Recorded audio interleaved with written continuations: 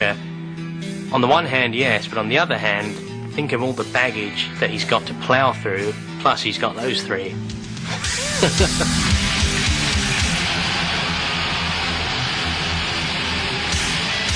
Still mourning the loss of Cliff Burton, Metallica found an outlet for their anger and rage in the recording studio.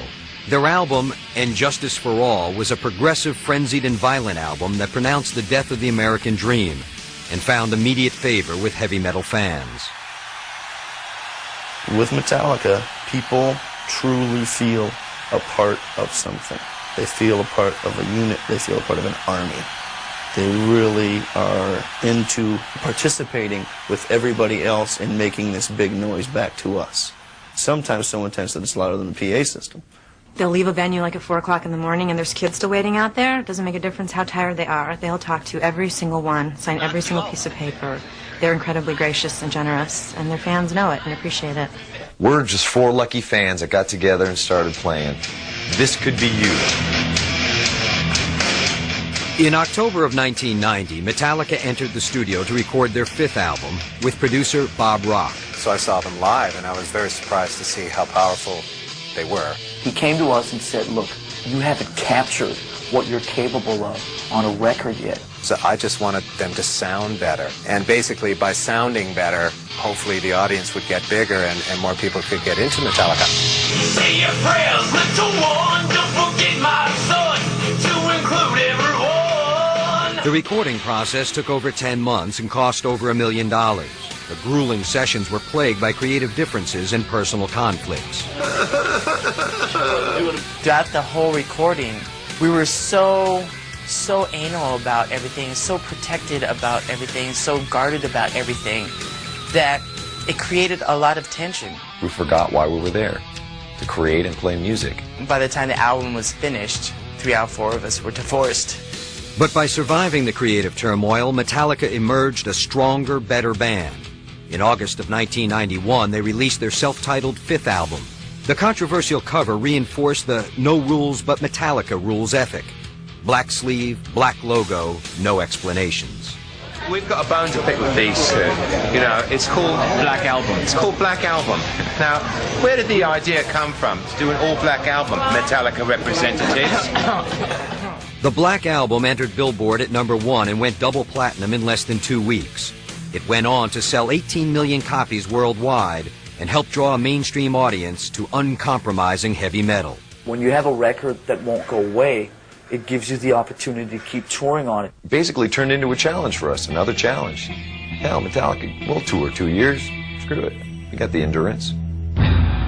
Metallica toured relentlessly for the next 2.5 years, playing more than 300 dates worldwide. Obviously, they're known for touring and touring and touring and touring, but in this kind of music, they proved to be the ultimate road dogs. Since day one, that's how we got our fan base. We got to love playing live. And touring was our thing. The band stopped in Moscow to perform for a crowd of over 500,000 Russian rock and roll fans. Russian boys running up, hugging you, going, "We love Metallica," you know. We've been waiting our whole lives, and the energy that we got from them was just so amazing. But in the turbulent wake of perestroika, the enthusiasm of the crowd clashed with the Russian military authorities. Violence erupted. It's all military, beating kids down, just whacking them. They don't know, they don't understand what a release is at a show. They don't know what's going on here. During the show, the band was unaware of the mayhem. When the music stopped, Metallica was shocked to learn about the brutality that raged while they played. I believe there was like 200 rapes, 11 deaths, people just beaten to a pulp.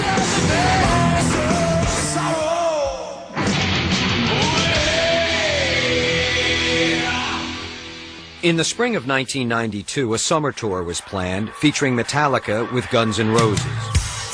We wanted to get the 2 biggest bands together on one bill and do a stadium tour across America.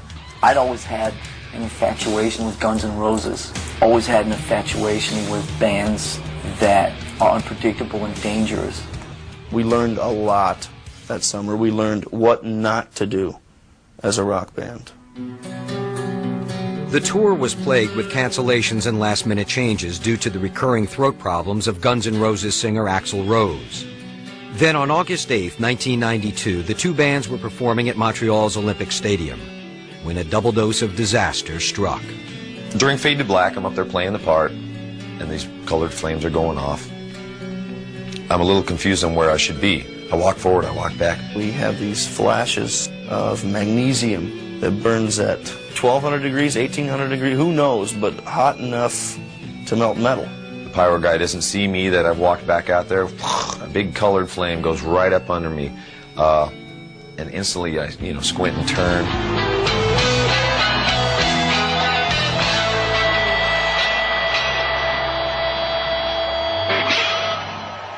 James Hetfield looks like that torch that they carry up the stairs to light the Olympic fire. So I'm burnt, all my arm, my hand completely down to the bone. Side of my face, hair gone, part of my back. I said, "You all right, man?" He looked at me and he was shaking, and he brought up his hand, and I could literally see the skin rising off his hand and blister. We see some guy come up and dump him with water and then cover him. Well, that felt great for a second. Then I looked down and watched the skin just rising and things going wrong. Total confusion, and adding to the mix, 50,000 people. This is in Montreal, French speaking everywhere. I'm trying to explain what's going on. Can we get to a hospital, please? A hospital, yes. And his skin is bubbling like on the Toxic Avenger. They're calling, for an ambulance. And, the security guys are kind of walking around, and the one guy bumps into my hand, I remember. And I just lost it. I screamed. I punched him right in the nuts. I'm going, oh my God, it's over. Oh my God, our band is done. Lars took the stage to calm the disturbed and agitated crowd. There was an incident with the pyrotechnics. Unfortunately, James is on his way to the hospital right now, and we're very sorry, but we can't continue the concert for you guys tonight. This is pain I've never felt in my whole life. And it won't go away. I'm freaking at this point, Anxiety, we got to get moving. We got him into ER. The doctors and nurses, they were great.